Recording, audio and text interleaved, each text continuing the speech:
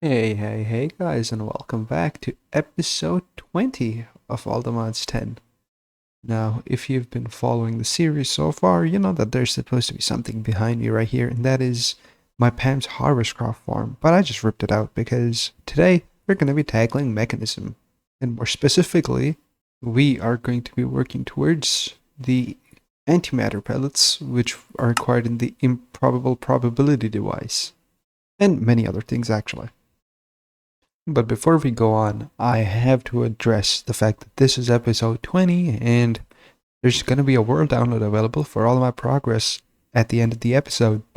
It's going to be in the announcements section for my Discord, and the link to join the Discord is in the description. So head on over there if you want to get a world download and check this world out for yourself. There's a whole bunch of fun stuff to look at. I promise. And with that announcement out of the way, one of the first things I'd like to make in Mekanism is the HDPE sheet. And although this doesn't exactly help me make fissile fuel, it does help me make the SPS casing, which eventually allows me to make the antimatter. And of course, the beginning of every single design happens to be me going down to my core and finding myself a P2P channel that I can use. This one seems just fine. And then linking up to one of these. Now the funny thing is, I feel like I've made a pretty decent amount of progress so far, and I haven't even completely connected the entire ring at the top there. And what's even worse is I don't even think I'm at 500 channels yet, just 415. So that just goes to show how much of overkill is in that one single core. But anyways, overkill is fun, and we now have a P2P connection that goes right here. So 32 channels are now available in this area. The next thing I want to do is make a bunch of chemical cell housings, so that is to store the oxygen, the ethene, and whatever else that might pop up. And that is because I would like to have my AE2 system automatically manage the production of everything else in here. And I'm thinking a bunch of 1Ks is probably okay, so not too worried about it. Just ME drives and, have them just store 1024 bytes. They store up to 5 types of fluids, so I could just get away with the one drive. I have accidentally built this entire thing and just now realized that my mic was muted pretty much after I set up that subnet. Am I gonna recap all of this? I think I have to, right? I owe you guys this. That's on me. So, as I was talking about right before my last clip ended, our journey begins where water is separated into hydrogen and oxygen. It goes back into the system in a couple of disks. Now those disks end up sending hydrogen over to this guy, along with more water through these export buses, and biofuel. Now biofuel is produced in here by the use of pumpkins, which are also being auto-crafted on demand. Now that biofuel ends up in 2 PRCs right here, which makes substrate and a little bit of ethene. That ethene ends up in this rotary condensentrator and slowly makes liquid ethene. That liquid ethene ends up in these machine right here, making HDPE pellets, which apparently don't get outputted. They do now. They get outputted into the system, and HDPE pellets should then make their way into this guy right here. Well, they should at the very least, unless this needs a side config, which it did. Perfect. Now, with this out of the way, and eventually, I will have HDPE sheet. I think that's an achievement. Just haven't gone through the quests properly to, well, claim it. Yeah, this entire chain is a quest, so I should be able to do that. And what am I missing? What's happening here? Purification chamber is missing. Oh crap. Quick craft later. All those quests come to me. And I want to put a storage monitor right smack bang in the middle of all of this that tells me how many of these have I made so far. No, I can't quite do that, I don't think, because that is a subnet and this isn't. But yeah, we'll figure it out. A storage monitor, ME storage monitor, and I think I can just use one of these, right? Cable anchors, yeah. That should work. One of these there. One of these right here. Storage monitor. Oh, that is blindingly bright. I should be able to take HDPE and just plonk this in here. I kind of hate how bright that is, but I think I can live with that, unless I can dye the cable behind it, just have it a Fluix cable. Yeah, I'll do that actually. Change that to be just a regular Fluix cable. That will be much, much nicer on the eyes. Just a regular old Fluix smart cable will do. Thank you very much. Just one of those. Hopefully it's purple now. Oh, much easier on the eyes. Yeah. That's this crafting chain complete. And I did mention this in the part that I was muted in, but obviously there's a million ways to do this. In the past I've used crafting cards and, you know, these crafting these crafting things, these guys, to craft everything on demand as and when needed. But this time I figured let's just make this completely passive, so that's sort of what I've cooked up here. And what I was getting at was the fact that this goes up and down and around, and that's sort of by design. I wanted it to be a little bit of silly, a little bit of goofy, and yeah. And I have just noticed that this is backwards. I would rather have it connect here than there because, well, that side is a subnet and the other side is actually the system. So I made 29 so far, and I assume I'm just going to keep making them. And you know what? As a little bit of safety, I think I'm going to make it so that actually this system is inherently unsafe in the sense that I can't turn the system off unless I turn everything off. And I guess that's the one drawback of doing a system like this, where if stuff backs up, it backs up into my system instead of just backing up in the machines. Something to think about. But at least my system is safe in the sense that all of my drives that are storing fluids have white upgrades, and everything that is storing multiple things has, well, this one doesn't have a white upgrade, and I think it should. And everything else has, well, partition upgrades. And of course, I can't miss out on an overflow destruction card at the end, because if there's any extras, I really don't want it backing up at all. So, yeah, that's one part done. Somehow, I now have missed a third of the episode. But hey, next up, nuclear stuff. But before I go on making nuclear stuff, first things first, I would like to make Sulfur B. Sulfur, spelled the American way apparently. A Sulfur B is made with a coal B and a magmatic B, and the other one would be fluoride, both of which are ingredients in the nuclear processing chain.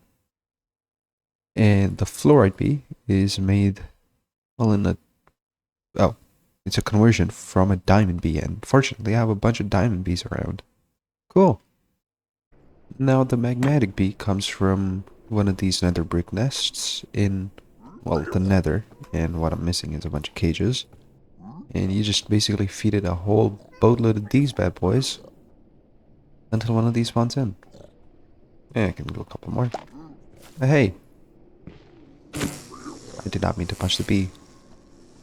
That's okay. A magmatic bee. Now, a coal bee is a leaf cutter bee and a magmatic bee, so hey, my job here is done. I can go home now. Now, in this sneaky barrel here, I've been putting up bees, so is any of these the leaf cutter bee? No, it is not. And this is a leaf cutter bee. So, leaf cutter bee and magmatic bee will give me a coal bee. Cool, cool, cool. And I think just one, maybe I'll grab a few coal bees, why not? 2, 3, 4, 5, 6. 6 coal bees. And the fluoride bee is from a diamond bee, so the sulfur bee comes from coal bee and magmatic bee. So just swap this around. 1 coal bee, and which one's the magmatic bee now? That one. There you go. Sulfur bees. Are those not the breeding materials? Oh, one of those. This one's a child. Okay, that's alright. Quick incubation later. There we are. That's 2 sulfur bees. I would like many, many more, please. And its flowering block happens to be a sulfur block. Okay, I'm surprised there's coal ore in there, but you know, that's quite alright. These are all adults. Oh, but none of these have the traits yet. And I would need omega upgrades. And fortunately, I've been crafting these. But for the upgrades, I would need the treats, which I haven't enough. Oh man, there's a little bit of bee crushing ahead of me. Yeah. I reckon there's a couple water bees in here that I've stored up just for this exact occurrence. So, here go the water bees. And let's just let these breed up. All of these I do need, so I'm going to toss these in my backpack for now. And I'll just breed up a bunch of water bees. Grow them up to be adults. Crush them up. Get their traits. Oh, just a little bit of bee brutality later. I get to do this. I promise it's just about as eventful as you expect it to be. And I've just put down the same sulfur bee again. What a joy. That one's done. These two are left. And the last one. Cool, cool, cool. Now I have 5 sulfur bees that are extremely productive and can fulfill my sulfur needs. And just like that, I've crafted up my fluoride bees too. Didn't take too long at all. And I should have kept my upgrades around, but still a way. Fluoride bee. Oh, that's diamond bees. Excuse my haste. That's on into the system now. Yeah. Gotta turn these into fluoride bees first. Fluoride bee. Don't worry, I'm not gonna bore you with all of these. But, you know, such is life. And finally, here we are. 5 adult fluoride bees. And these take blocks of fluoride as their preferred food, so put down a couple and, oh, fluoride should be in abundance. I am now going to, in one take, attempt to explain to you the process of making fissile fuel. And all of this while I'm sick and a little bit loopy, so hey, stay with me here guys, I promise it's worth it. The process of making fissile fuel starts with an isotopic centrifuge and uranium hexafluoride. And uranium hexafluoride is made in a chemical infuser with uranium oxide and hydrofluoric acid. Hydrofluoric acid comes from a chemical distillation chamber with fluoride and sulfuric acid. Now, fluoride is automated, fortunately for me, thanks to the bees. Sulfuric acid comes from sulfur trioxide and water vapor. Water vapor just comes from vaporizing water in a condensentrator, so that's no problem. But sulfuric trioxide comes from another chemical infuser, sulfur dioxide, and oxygen. And the dioxide comes from, well, sulfur. So sulfur becomes sulfur dioxide, combines with the oxygen to become sulfur trioxide.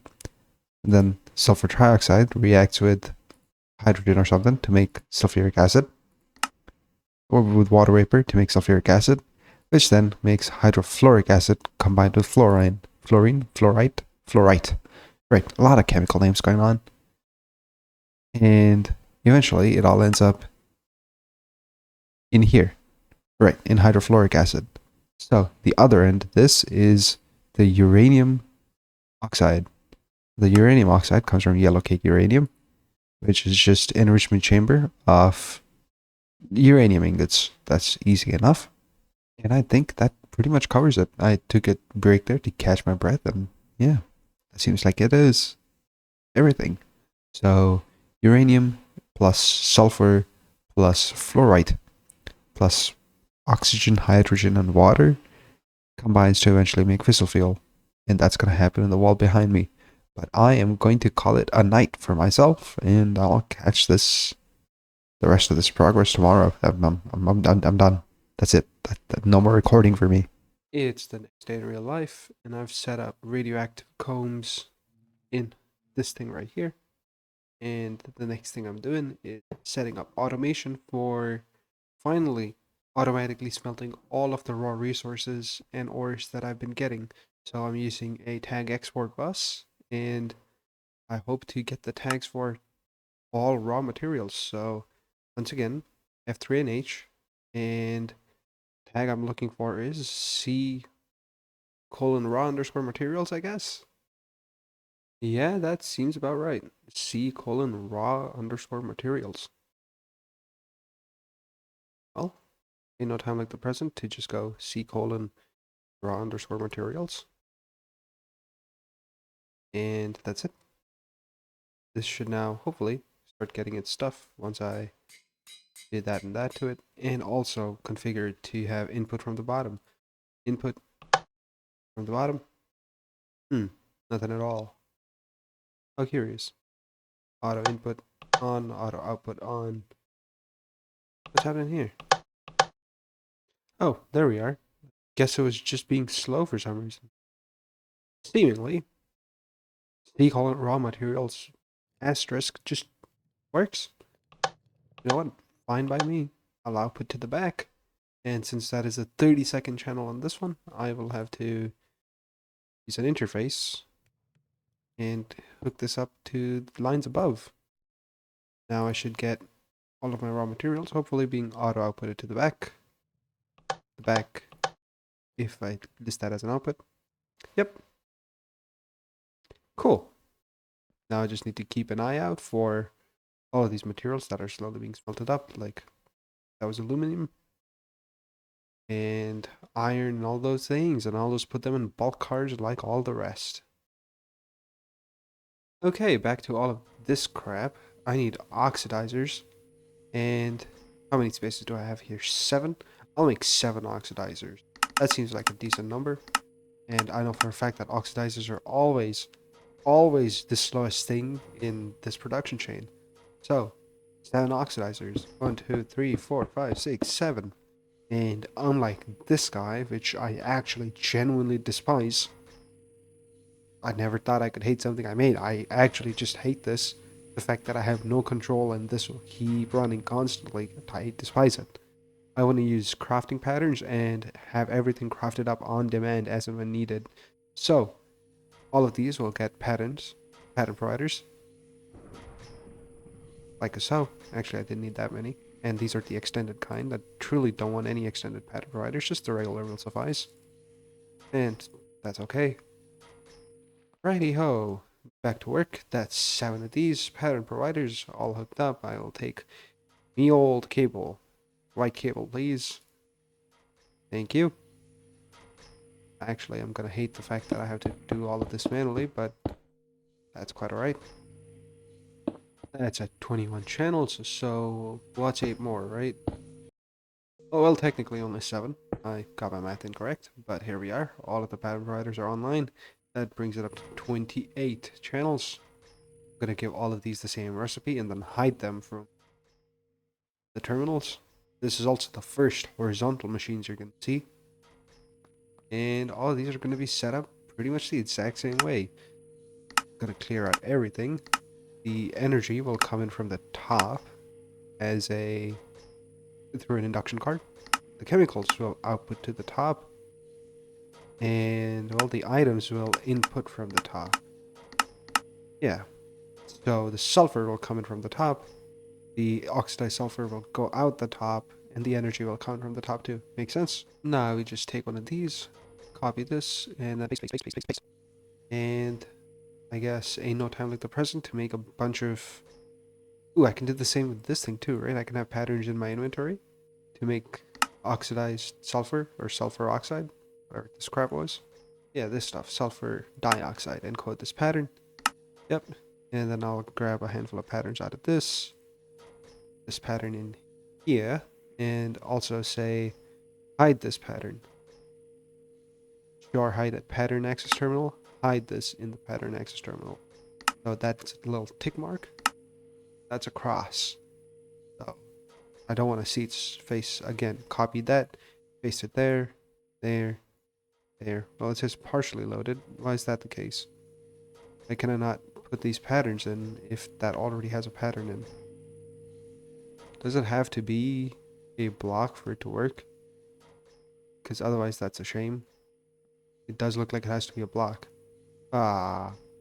Well, that's no problem at all. That's the 1, 2, 3, 4, 5, 6, 7. Counting with KSAW. Let's go. Next up, I gotta make a couple chemical infusers. Can I make them? Okay, I'll just make them by hand then. I hate manually crafting them, and I usually have recipes set up for all of this, but, you know, I don't mind doing this sometimes. That's the one, and that'll be the other. And both of these will be responsible for making sulfur trioxide. Hell yeah. And you know what that means? More patterns. So I'm making sulfuric acid, which requires sulfur trioxide. And so that and that makes that. And I believe that is just oxygen, which I have in spades. I need two patterns because I have two machines. Who know those? And both of these machines get the same configuration. These turn into input outputs. Eject is on. And the same here. Output. That's about alright. Is this both I hope it's both inputs and not just one input or the other input. Either way, energy is accepted from all sides, so I'll just take another induction card and toss more induction cards in. Yep. Now, this is 31 channels up to this point. That means I will need another cable pulled down from back here to pull up another P2P channels. Another set of P2P channels, sorry. And as always, that means I get to hook up another P2P tunnel. Yay for me. It's almost as if it's become my favorite activity. And should I use one of these? One of those yeah, that's at 28 channels. Well, maybe I don't quite need a P2P tunnel. That'll be 30, and then two more machines will be 31 and 32. I'll just use the same one again. I have no problem with that. I'll just pull this cable over here. In fact, I'll just take this away. Just need to make sure I don't connect anything to the cable in the back. That is my P2P channels. And pull the cable like so. Bring it on down. In fact, on second thought, I think I should move these two machines on this side so that this cable finishes earlier. I don't have to crisscross in case I need channels. That's a wise thought. A rare but wise thought. I'll set that up. And I don't know if this will work or not, so the first thing I'd like to do, now that both these are online and hidden from the rest of the world, I would like to check if I can request some trioxide in the first place. So, sulfur trioxide, make me one bucket, please. All of these turn on, and clearly, you can already see how slow this is. These turn on, and tiny amounts of sulfur trioxide are now being produced.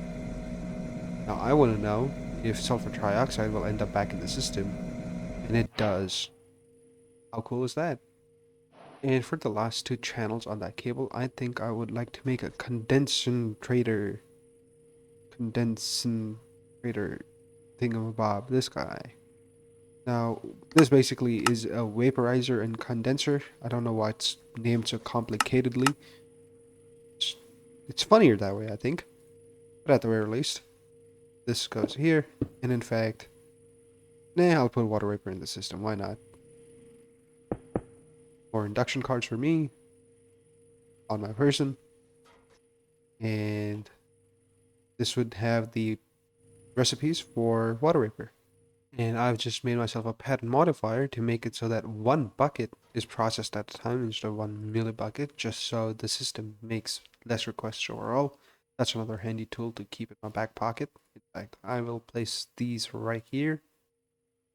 It's also nice having known spots for all my tools, and this is how I've set that up.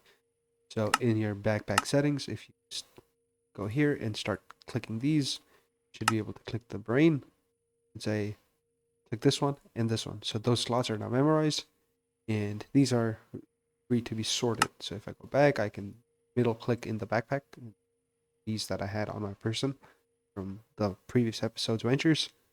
But now this pattern manager always ends up in this spot. That's how I'm staying organized in my backpack. Now, this by default is condensentrating.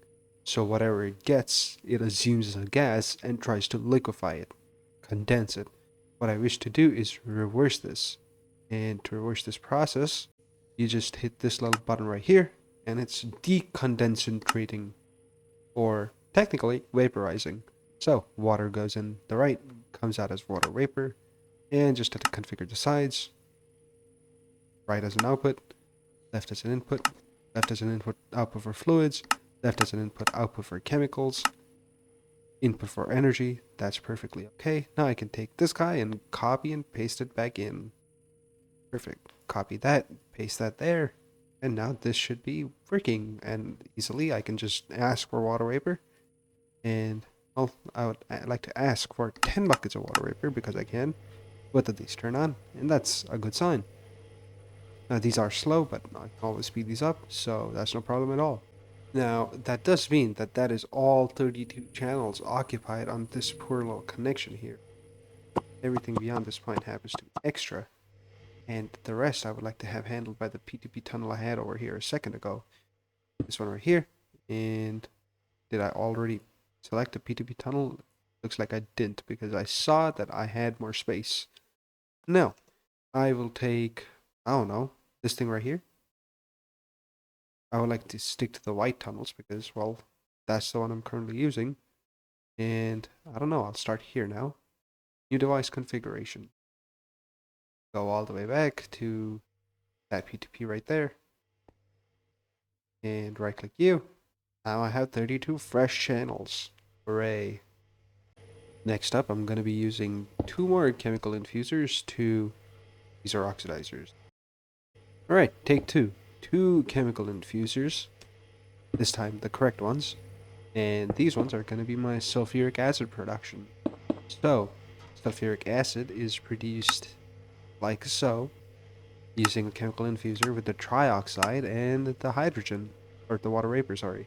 I just need 2 patterns, both of which end up here, here. Never showed this, and never showed that.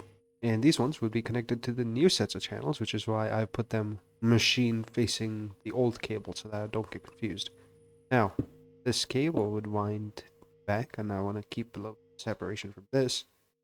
Pull off a 32 channel cable up to here, and I don't know, I guess I'll just wind down a connection like so. That leaves me space for 2 more machines right here, and the rest will go there. I don't know what yet, but we'll find out. So now that this is all hooked up and set up, if I want some sulfuric acid, I should just be able to middle click this and say, I don't know, just for the sake of a test. Yep, both of these seem to work. And the sulfuric acid is coming in. Cool. Now, I think the next step would be hydrofluoric acid. So 2 chemical dissolution chambers for me.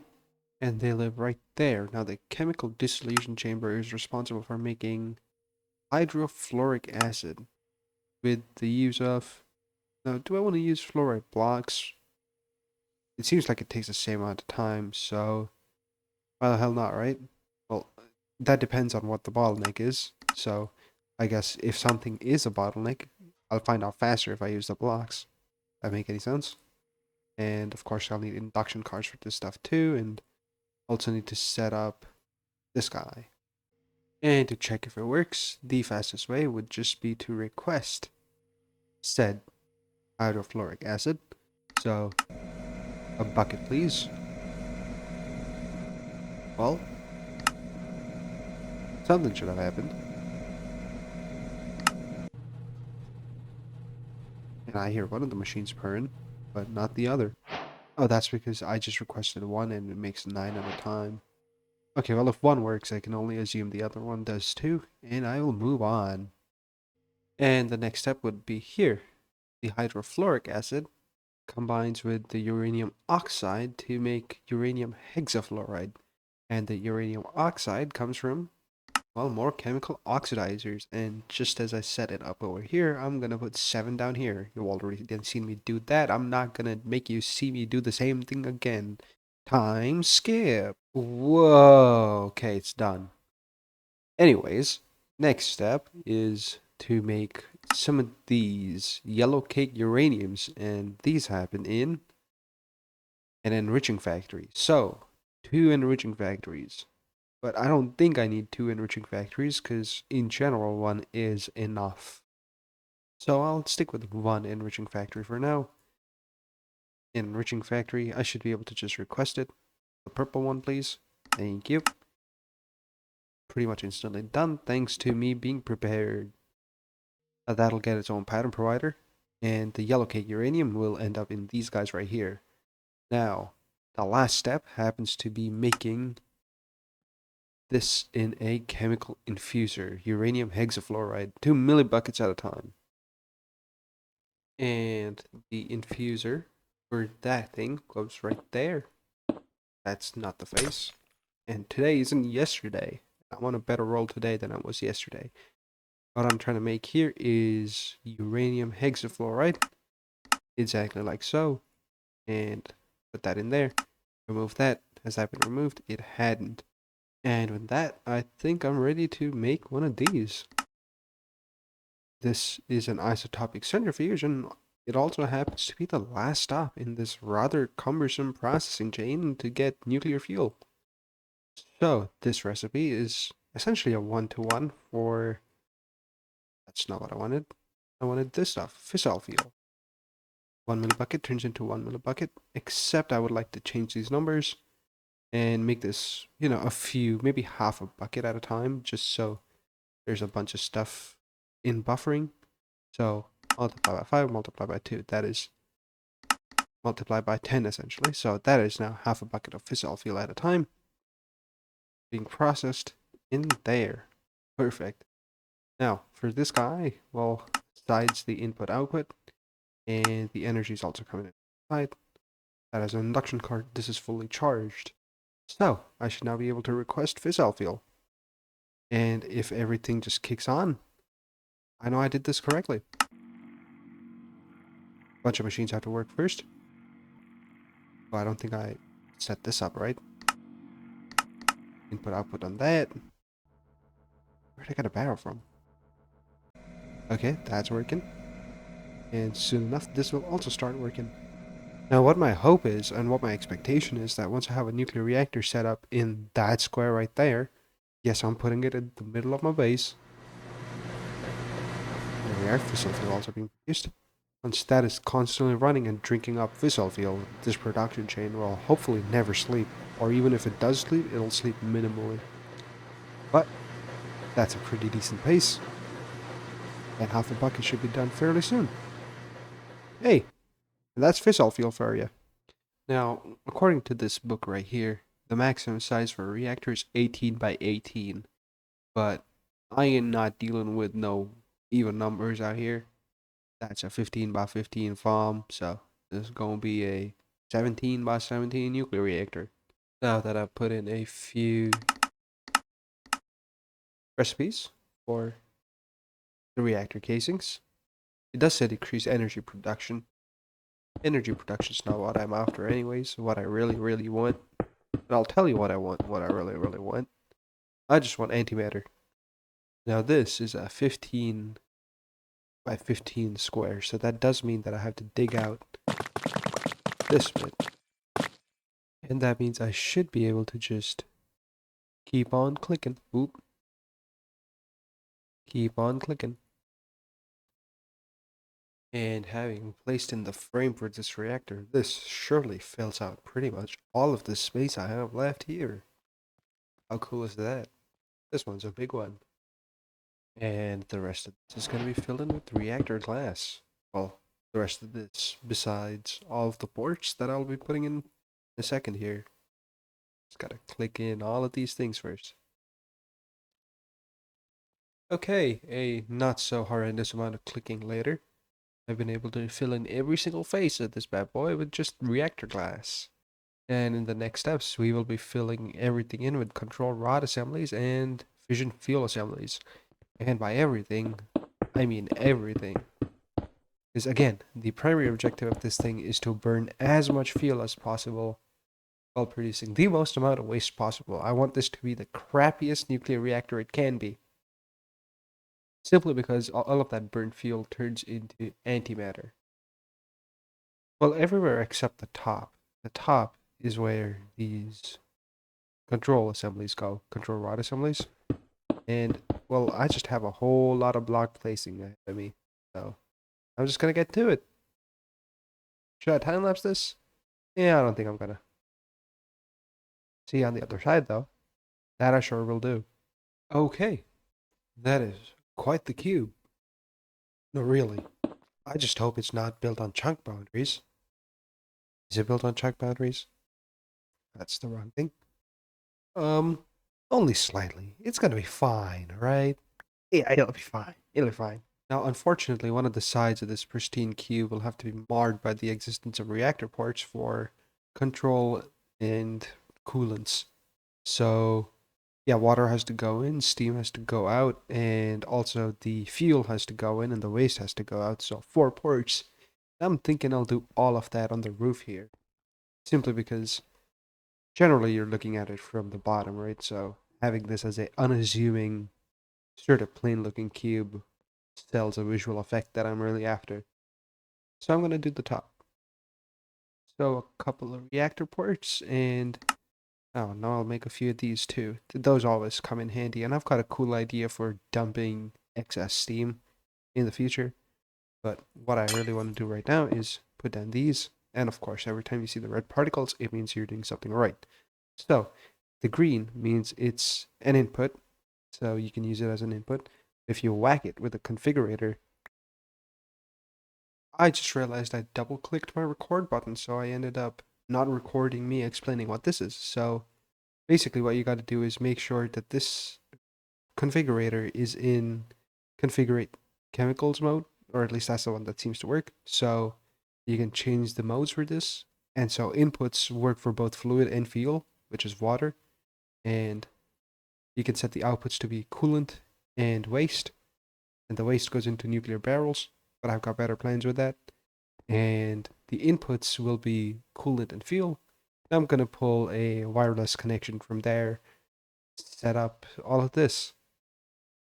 I did move those to the middle just so whatever mechanism I come up with on top of this doesn't peek out over. But yeah, this bad boy is going to be one thirsty reactor, and it's going to need a lot of water. More water than I expect to provide by any other means other than the eternal water block from EvilCraft. One of these bad boys. Now, this water block happens to come from the weather container for rain, and the way to get a rain weather container is to use a empty weather container on one of those accumulators, and it turns into either sunshine or rain or thunderstruck. So, empty container. Now, if memory serves me right, just past this lava fall right here on the west side of my base, oh yeah, the outside of course, is one of those evil craft things, right? Yeah, right here. I am facing the wrong way. Yeah, here it is. And so, while it's sunshine, I should be able to just do this, a bunch of these, and have them collect up a whole bunch of these. Oh, well, I thought it'd do multiple. And now it's raining. And while this recharges, I can probably go to the next one I find.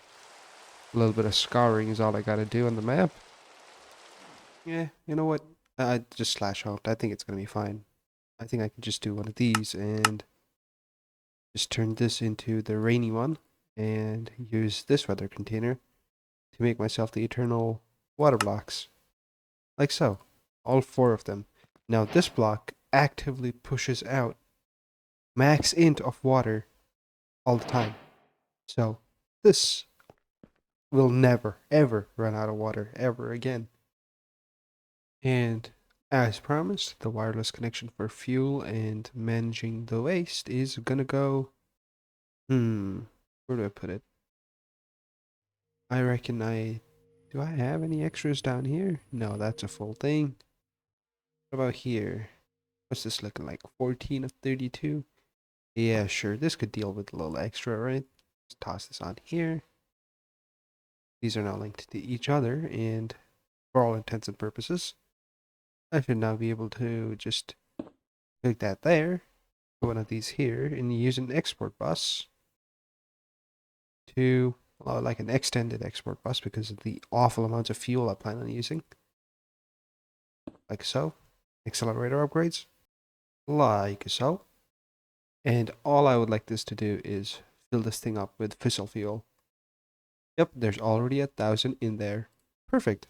Lastly, Ooh. Before I try to turn this on, I would need to make a way to get all of the stuff out of this. So I'm thinking a whole boatload of nuclear waste barrels and a bunch of chemical cells that can hold thousands and thousands of... It's easier if I just make it, isn't it? For my grand master plan, I need to come back here and put down 2 of these unassuming things. And this is basically where all of my nuclear waste is going to reside. So this is going to be a fairly hot thing to have out in the middle of my base, but that's okay. I think I'll do just fine. I know what I'm doing, right? Sometimes, only sometimes, is that ever true. And my Grandmaster plan has already been thwarted because to make the mega cell, you need polonium. Well, I think I can do that because, well, making polonium is sort of easy once you have your reactor up and running. All you need is polonium, which comes from a neutron activator. All of this I can craft up, simple crafting recipes. So I think it may be time to put in a stopgap nuclear cell, radioactive cell, and just go from there. In fact, I'm going to make a few max tier 256M mega storage cells. And yeah, why the hell not? And of course, the last time I tried crafting one of these, a whole boatload of these processes were skipped because I got a spare core from a quest. But already, I hope you see how much faster this is. And it's already done. It took maybe a few minutes. I noticed some of these were not set to auto export, and yeah, like this guy was not set to auto export, stuff like that. But other than that, that didn't take too long at all. I'll have to go through and reset all of these just to make sure. But basically, I want this world to be in pretty much tip-top shape when I get it for download. So that's sort of why I'm putting a little bit more attention into those things. But in any case, I think I'm ready. All I need is sky osmium it. Oh, okay, that's no problem at all. I can make this with lava, an amount of lava, an unspecified amount of lava. Okay, charged surge quartz, skystone, and osmium. You know, I've just realized that the chemical storage is kind of pointless. I should directly jump to this thing and rush my first polonium pellet that's made in a PRC. So I think I'll set this up right here in that corner. The solar neutron activator does need access to the sky, so I think a single machine will have to go up there. But other than that, I think, yeah, that PRC can live right there. And to safeguard myself against nuclear accidents, the first thing I want to do is make a waste barrel. And I did just see it in that menu there, but this is what a nuclear waste barrel looks like. And I'm 100% going to craft a full stack of these, just because I can lay these out somewhere out in the field and never ever have to worry about them again. So this one is my waste output, and should I just pass it straight through my system? I don't know. Not for now, at least. I don't think I'm going to do it right now. I'll do that and hook this up to itself and basically just pull another one of these subnets that exports into whatchamacallit, the solar neutron activator. And something like this is what I'm thinking. That's an import bus. It imports into the subnet. I'll power the subnet. Actually, the subnet is powered, but I'll take the subnet up to the surface. This thing is just steam, so I'll trash it for now. And I believe steam would go in a fluid trash can. So just put one of these right here. And I think for all intents and purposes, outside of this being here, the reactor is ready to be turned on. And with this final craft, I should have a solar neutron activator. I'm sorry about the rain, not much I can do about that. Solar neutron activator goes here, and in fact, the other end would be one of these bad boys. It's connected to subnet that has waste on it. Now, this would be the storage bus on the other end of the importer. So the importer tries to import into something that can store whatever it's importing.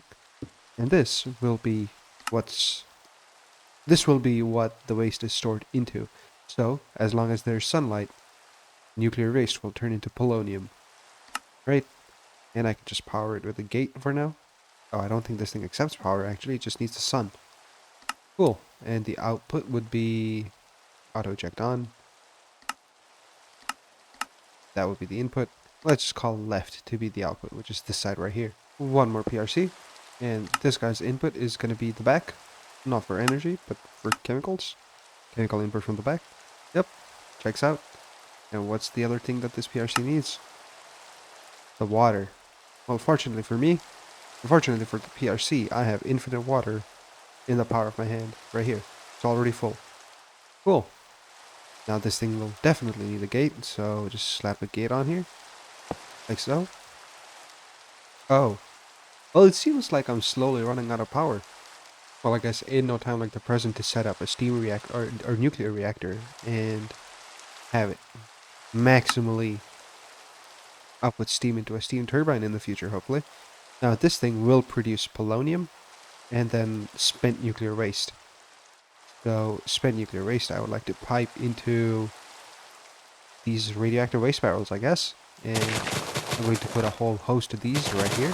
And on these waste barrels I was hoping to have round robin into barrels themselves, because that way these can most effectively disperse off the nuclear waste, because ever so slowly with these waste barrels they'll lose the nuclear waste. Like the waste deteriorates, it reaches its half-life, I guess, and it's not a harm anymore to you. And as far as I know, the nuclear waste is treated as a gas, and the easiest way to round robin a gas happens to be these pipes right here. So I just have to keep in mind to never ever touch these pipes again until and unless all the barrels are empty. And I can just leave them here for as long as I need to leave them. Now, of course, that would need an upgrade that can actually round robin. And I've just picked the ultimate pipe upgrade. Now, hopefully, all of this just simply works and I don't have to faff about with it. But, you know, there's only one way to know for sure, and that is to actually turn the reactor on. Fortunately for me, I happen to have a easy way in and a direct shot to my nuclear reactor. There goes nothing. I have just made a quick save before I turn on the reactor because, as always, that's a smart thing to do. It is indeed nighttime and I would like my neutron activity to work. So might as well make it daytime. And I've just had a thought, and that thought happens to be the fact that if polonium is a gas, then this gas tube will pull all the polonium out. And I have had this problem in the past. So for now, I would like to do that and make sure that... Wait, this thing needed something here, right? Oh yeah, fluoride dust. Hold on. So I have to add the fluoride dust there, and then I can turn on the reactor. And even though I don't expect it to need a full stack, here is, well, a full stack of fluoride dust. And now I think I'm finally ready to turn on the reactor. Now if you do everything right, this is generally fairly uneventful. And this is horrendously slow, so I'll just turn the burn rate up to 10 times as much. It's now burning 1 millibucket per tick. The heat is going steadily up. And this is a graph. As this graph climbs, the hotter it gets. Once it gets too hot, the thing explodes, irradiates everything, and that is also true for pretty much anything that has nuclear waste in it. So those barrels eventually will be a no-no zone. And this is almost halfway done. I think I can turn this up to like 10, and this should still be just fine. And it's already completely out of nuclear fuel. The waste is empty, and the coolant is also empty. Let's see what the polonium's up to. Any polonium pellets for me? Ooh, just the tiniest bit of polonium. I need 1,000 to make a pellet. And that made about 200. Okay, so at least the primary test was a success. There seems to be a little bit of nuclear waste here. That's okay.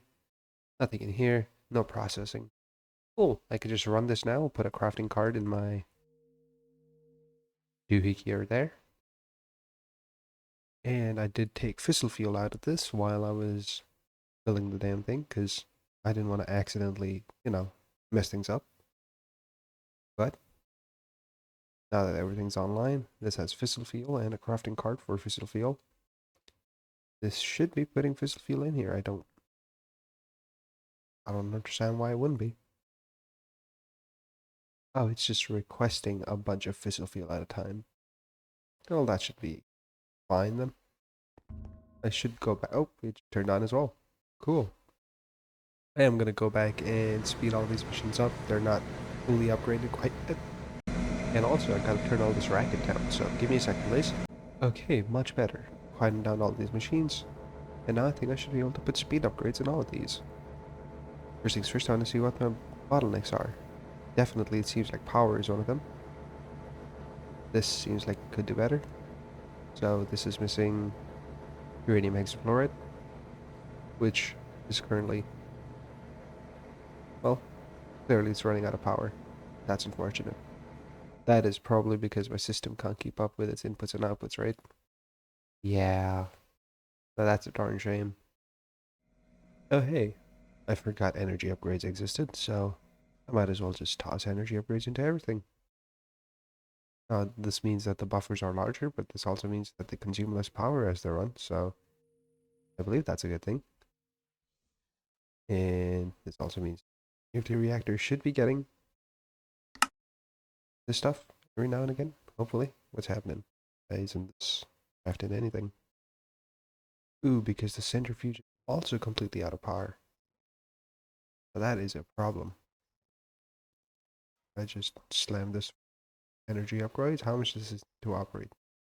512. Will a gate be a temporary solution to this problem? I guess it will be. What if I smack it full of speed upgrades too? This is surely pulling back a lot of power right now. So maybe I'll take the speed upgrades off of this, because I don't want to lose power and not have a meaningful way to restart. In fact, I should just quadruple or basically double my total reactor count just by copy pasting that section over here. That makes sense. But either way, this general hum means that I am constantly producing fissile fuel, and in fact, I would like to remove these acceleration cards just so it doesn't have to make as much. Yeah, this will go down and pulse my nuclear reactor, but that's completely fine by me. It seems like everything's going just fine so far. And do I have a piece of polonium yet? The real question. I have a couple. Excellent. Now, the fact that this spent nuclear waste is building up is awfully concerning. But like I mentioned, I should be able to... Ooh, not this. Because this has the ability to pop these off on accident. I don't want to do that. Can this wrench also take off these? Yeah, that's a problem. I'll have to be super careful around these. Yeah. Damn, I didn't expect that to be a problem. I'll have to do that. And I would like to, on this pipe upgrade, filter polonium as a liquid. I meant spent nuclear waste. Spent nuclear waste, can I add that as a whitelist? Or blacklist polonium? Something like that? No, it doesn't look like I can. Well, I feel like that's because the moment I do this, this will just start randomly filling stuff up with polonium or something. Oh, it's not doing that. How nice of it. Okay, chemicals. The front is an input. I would like the front to be an output, please. And, rather magically, I've just turned around and on. That means this thing has nuclear waste, and the nuclear waste amount is steadily going down. That is because, the tooltip doesn't quite say it, but over here, it says the decay rate is 0.2 millibuckets per tick. So, ever so slowly, nuclear waste just disappears, like I've said. Anyways, I'm now constantly producing polonium, and I can make my radioactive casing cell thing. One of these bad boys. So, request autocrafts. And I should be able to make one of these, and then make one of these. Of course, after requesting more autocrafts. Here we are, radioactive chemical storage cell. Now, all I need to do is put this in here. Actually, I should partition it first. Take it to the workbench and partition it for waste. And I would like to put this thing in here. Now, this also means that with the radioactive megacell in here, I can never ever accidentally break this thing, because then I'll have radioactivity spilling around, and that is always a problem. How's the reactor doing? It seems like it's stabilized at 404,800, and nuclear waste is steadily building up, and that might be because it's nighttime. Sure is, it's midnight, both in real life and in game. You know what, guys? I think I'm gonna call it right here. There's enough processing and nuclear shenanigans for one day. I'm going to wrap this episode up and make a copy of this world for the world download, so that you guys can enjoy what I've been enjoying for so long. In the meantime, this has been KSAW in All the Mods 10, and I'll see you in the next one. Peace out, everybody.